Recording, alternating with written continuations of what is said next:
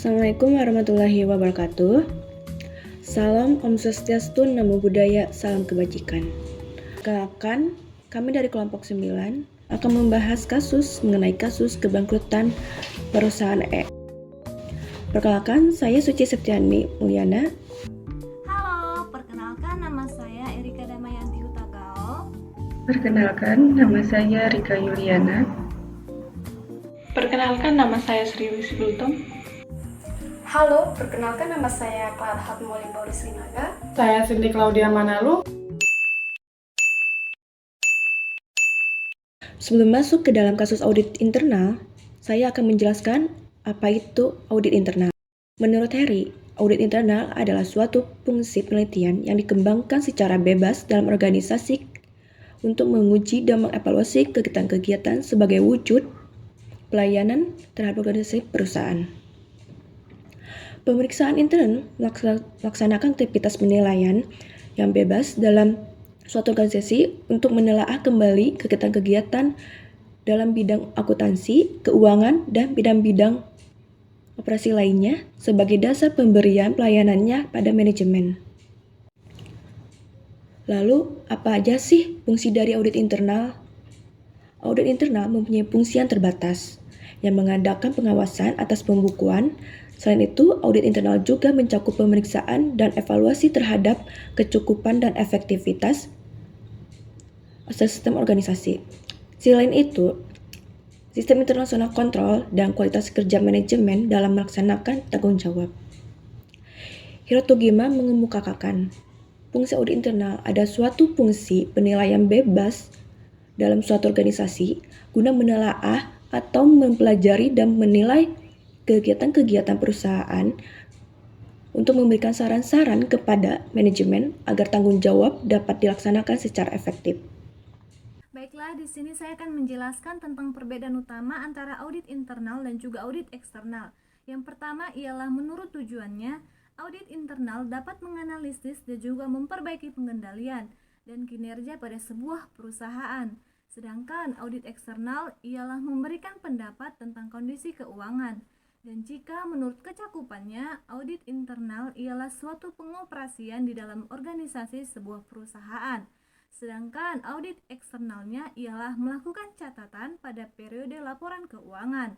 Selanjutnya, menurut keahliannya, audit internal ialah memiliki sikap antardisiplin, ilmu, dan juga sikap untuk menyampaikan suatu laporan dengan baik. Sedangkan audit eksternalnya yaitu bisa melakukan tugas akuntansinya dengan sangat baik dalam bentuk keuangan dan juga dalam bentuk pajak. Dan selanjutnya, menurut waktunya, audit internal saat ini masih dating dan berkelanjutan. Sedangkan audit eksternal dimulai dari saat masa lampau dan saat tertentu. Dan jika menurut penggunaan utamanya, audit internal berhubungan dengan pihak komisaris dan juga pihak direksi.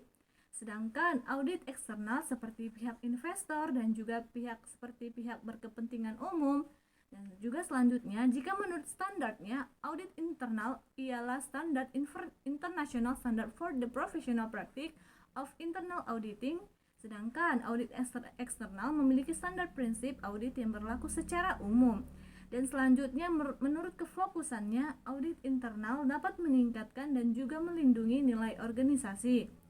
Sedangkan audit eksternal fokusnya berhubungan dengan penyajian wajar pada sebuah laporan keuangan. Dan selanjutnya yang terakhir, menurut hubungan kerjanya, audit internal memiliki hubungan terhadap karyawan kerja di dalam organisasi. Sedangkan audit eksternal memiliki hubungan terhadap pihak ketiga yang dikontrak. Baiklah, selanjutnya saya akan menjelaskan tentang kode etik audit internal. Baiklah, yang pertama ada integritas auditor internal yang membentuk keyakinan dan oleh karenanya menjadi dasar kepercayaan terhadap pertimbangan auditor internal. Dalam menerapkan integritas internal, auditor harus melaksanakan pekerjaannya secara jujur, hati-hati dan juga bertanggung jawab, harus mematuhi hukum dan membuat pengungkapan sebagaimana diharuskan oleh hukum atau juga profesi. Tidak boleh secara sadar terlibat dalam kegiatan ilegal atau melakukan kegiatan yang dapat mendiskreditkan profesi, audit internal atau organisasi, serta harus menghormati dan mendukung tujuan organisasi yang sah dan etis.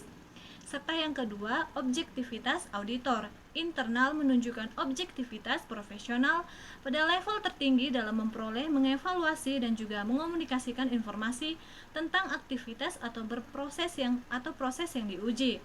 Auditor internal melakukan penilaian yang seimbang atas segala hal yang relevan, tidak terpengaruh secara tidak semestinya oleh kepentingan pribadi atau pihak lain dalam memberikan pertimbangan. Serta ada yang ketiga, kerahasiaan auditor internal, menghormati nilai dan kepemilikan informasi yang diterimanya dan tidak mengungkap informasi tersebut tanpa kewenangan yang sah, kecuali diharuskan oleh hukum atau profesi.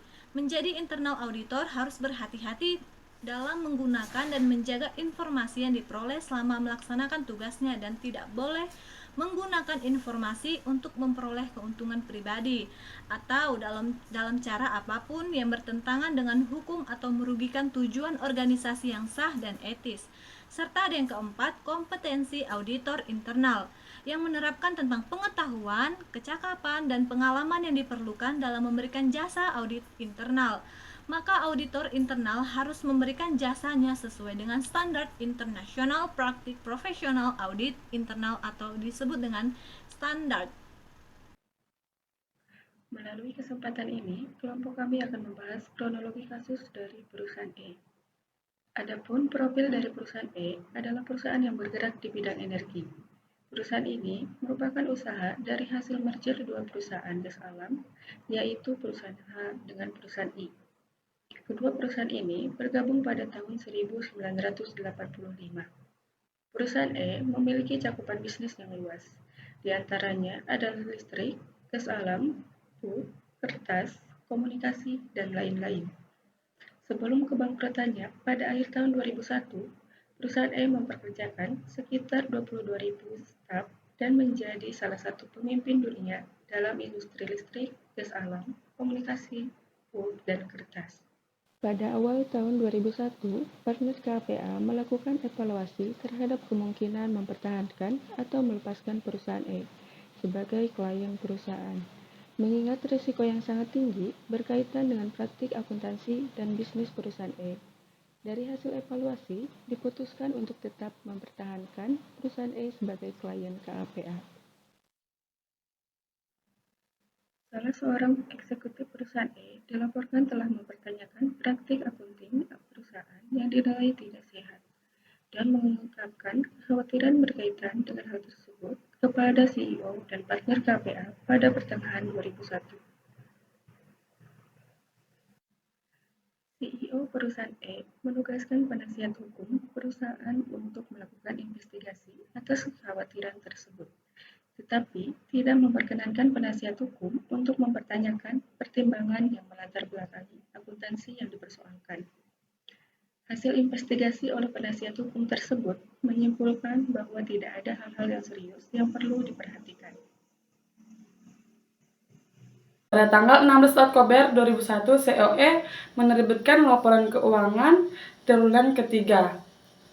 Dalam laporan itu disebut bahwa laba bersih COE meningkatkan 393 juta US dollar dalam periode sebelumnya. COE secara kesinambungan memberikan prospek yang sangat baik, yang sesungguhnya menyebabkan hasil aktual pada periode tersebut menjadi rugi sebesar 644 juta US dollar. Para analisis dan reporter kemudian mencari tahu lebih jauh mengenai beban 1 miliar US dollar menyebut ternyata dari transaksi yang dilakukan oleh perusahaan tersebut yang didirikan oleh COE pada tanggal 2 Desember 2001, COE mendaftarkan kebangkrutan perusahaan ke pengadilan dan memecat 5.000 pegawai. Pada saat itu terungkap bahwa hutang perusahaan yang tidak dilaporkan menilai dari 1 miliar dolar. COE dan KAP Indersen dituduh telah melakukan kriminal dalam bentuk penghancuran dokumen yang berkaitan dengan investigasi atas kebangkrutan COE, penghambatan dalam proses peradilan. Nah, setelah kita mengetahui kasus pada perusahaan ini, dapat kita simpulkan bahwa 1. Ternyata, manipulasi keuntungan yang dilakukan perusahaan E disebabkan keinginan perusahaan agar saham tetap diminati investor. Yang kedua, dana pensiun E sebagian besar diinvestasikan dalam bentuk saham E, sementara itu harga yang diperoleh oleh saham E terus menurun sampai hampir tidak ada nilainya. Yang ketiga, perusahaan E merupakan salah satu perusahaan besar yang pertama kali melakukan outsourcing secara total atas fungsi internal audit perusahaannya, di mana mantan chief audit eksekutif E atau kepala internal audit semula adalah partner kantor akuntan publik yang ditunjuk sebagai akuntan publik perusahaan. Direktur keuangan E berasal dari kantor akuntan publik Anderson.